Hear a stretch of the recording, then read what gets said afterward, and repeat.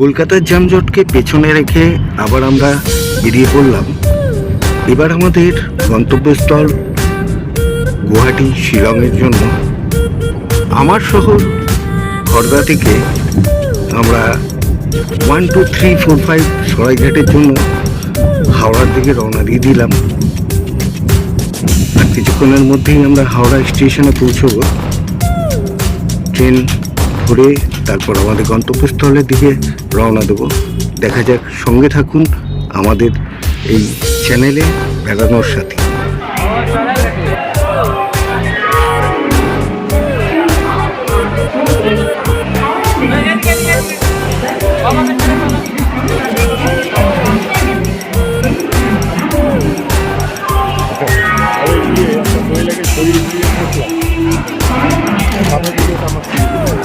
One two three four five Saraighat express Howrah থেকে যাত্রা শুরু করলো গুয়াহাটির উদ্দেশ্যে। আর আমরা চললাম মা কামাখ্যার দর্শনে এইবার গুয়াহাটিতে। সমগ্র ভিডিওটা দেখতে থাকুন।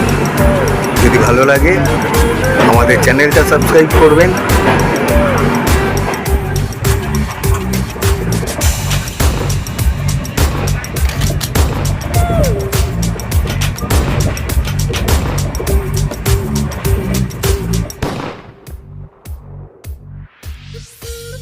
আপনি কি বেড়াতে যেতে চান, বিশ্বস্ত কোনো ট্যুর কোম্পানি পাচ্ছেন না? আমরা আছি IRCTC অথরাইজড ট্রাভেল কোম্পানি, আপনার পছন্দের বেড়ানোর সাথী। জলদি ফোন করে জেনে নিন আপনার পছন্দের কোন প্যাকেজ ট্যুরটি আছে এই মুহূর্তে। ফোন 9830820021 অথবা 9836028890। ইমেইল beranor.sathi@gmail.com অথবা লগ ইন করুন www.beranor.sathi.com। অবশেষে ট্রেন ঢোকার মুখেই সামান্য একটু দেরি হয়ে গেল। এখন 10:29।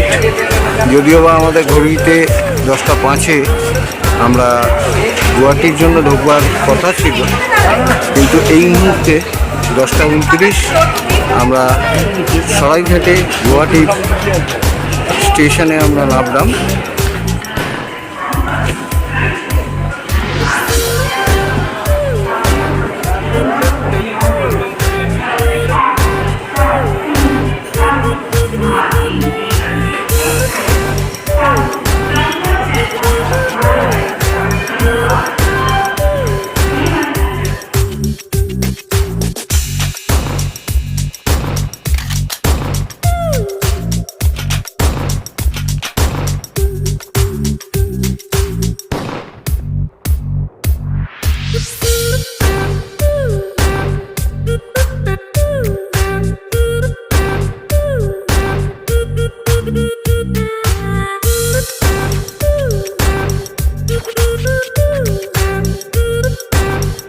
আমাদের দুপুরবেলা লাঞ্চ পর্ব চলছে গুয়াহাটিতে। মেনুতে আজকে আছে ভাত, ডাল, আলু ভাজা, পটলের তরকারি এবং মাছ, সাথে চাটনি এবং পাঁপড়।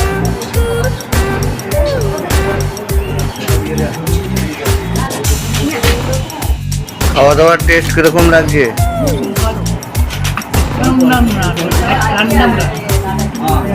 Thank you. পটলের তরকারিটা সবচেয়ে ভালো হয়েছে, মাছটা তো বলার নেই, আর চাটনিটা আমার ফেভারিট।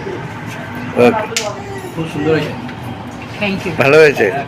বাঙালি বানানোকে অনেক ধন্যবাদ খাওয়ার জন্য। Thank you. বেরিয়ে পড়লাম আমরা কামাখ্যা মায়ের দর্শনে। দুপুরবেলা লাঞ্চের পর্বটা সেরে নিলাম, তারপরেই বেরোলাম। আমরা ওখানে যাওয়ার পর মায়ের দর্শন করে আবার এই হোটেলেই আমরা ফিরে আসবো।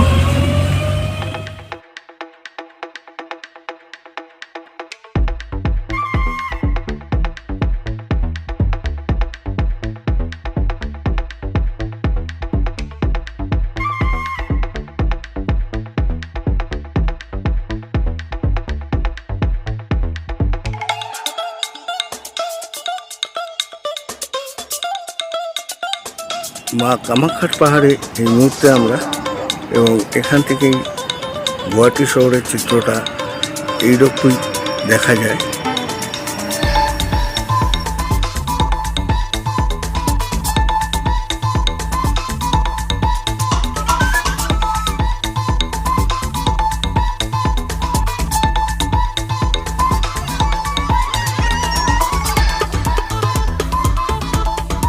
কামাখ্যামায়ের একদম এন্ট্রান্স গেটের সামনে আমরা এখানেই আমাদের পুজোর ডালি সংগ্রহ করা হলো এখান থেকে, এবং এখান থেকেই জাস্ট এখানে এলেই কামাখ্যা মায়ের মন্দিরের গেট।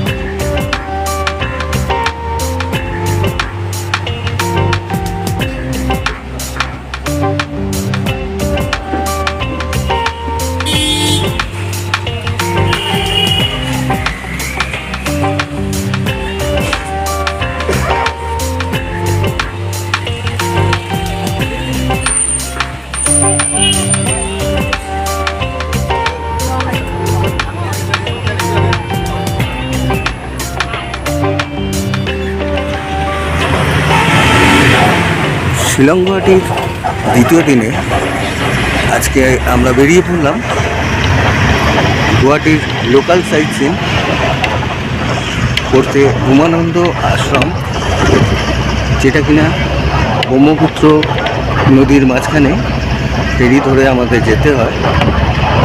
তা আমরা চলেছি সেই পথেই, দেখা যাক সেখানে পৌঁছানোর পর আমরা দেখাবো আপনাদের ওই জায়গা সম্পর্কে কিছু তথ্য জানানোর চেষ্টা করি।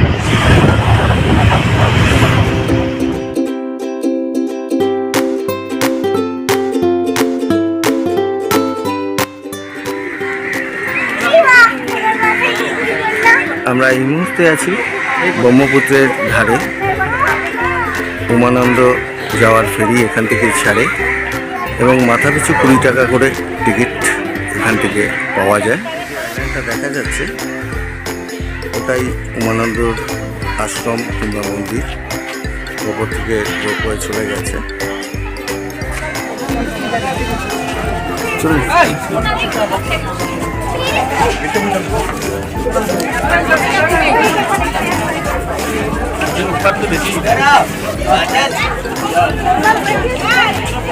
আমরা এই মুহূর্তে উমানন্দ আশ্রমের দিকে যাব। এইটার ভেসেল MV মেঘনা।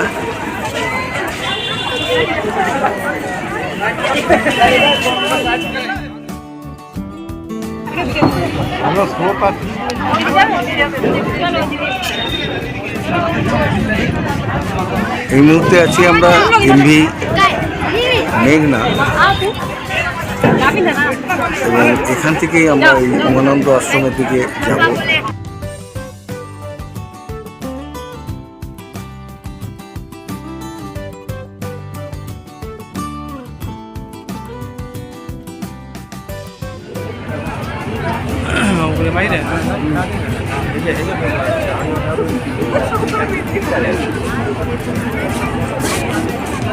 উমানন্দ আশ্রমের ফেরিঘাটে আমরা প্রায় পৌঁছে গেছি। এই পথ ধরেই আমরা উমানন্দ আশ্রমের দিকে এগিয়ে যাব।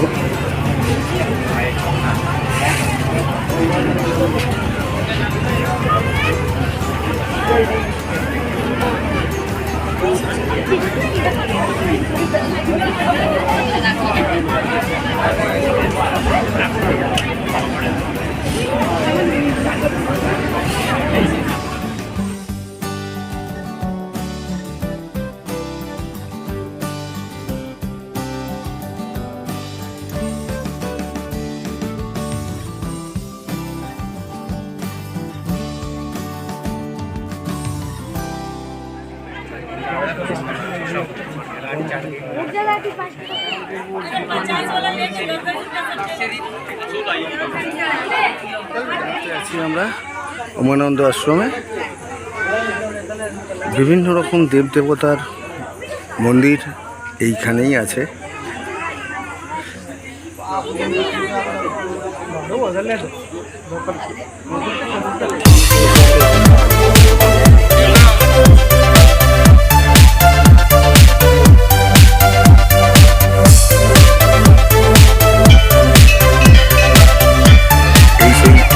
টেম্পল, যেটা কিনা আমরা দেখার জন্য এখানে এসেছি।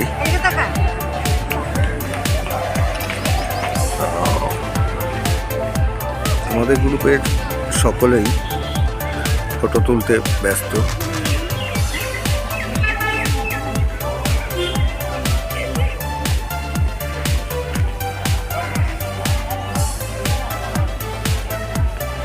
মন্দিরের ভেতরে ফটো তোলা রেস্ট্রিক্টেড বলে আমরা ভেতরে কোনো ফটো তুলতে পারলাম না। বাইরে থেকেই দেখিয়ে দিচ্ছি। এখানে 3টে মন্দির আছে।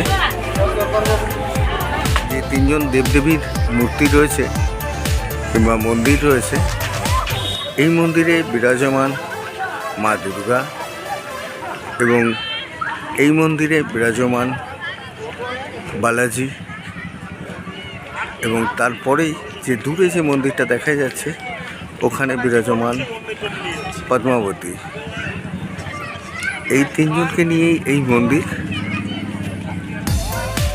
বালাজি টেম্পলের পর আমরা এই মুহূর্তে এসে পৌঁছলাম বশিষ্ঠ আশ্রম।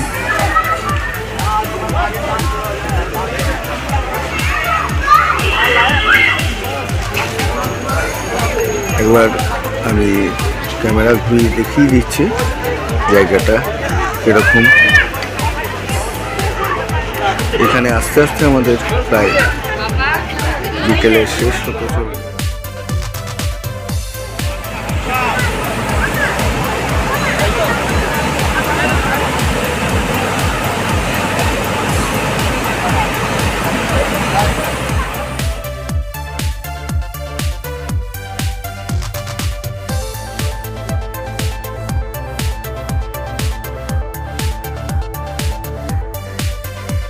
যে অঞ্চলটায় দাঁড়িয়ে রয়েছি আমি জানি না কতটা আমার আওয়াজ ক্লিয়ার হবে, তবুও এটা হলো বৈশিষ্ট্য মুনির আশ্রম। আমরা ভেতরে যেহেতু ফটোগ্রাফি অ্যালাউড নেই বলে আমরা সেই ফটোগ্রাফি করতে পারলাম না। এই হচ্ছে মেন মন্দির, যার ভিতরে বৈশিষ্ট্য মুনি স্বয়ং মহাদেব এবং গঙ্গা যমুনা সরস্বতীর মূর্তি রয়েছেন ওখানে। আমি দেখিয়ে দিচ্ছি এই অঞ্চলটা।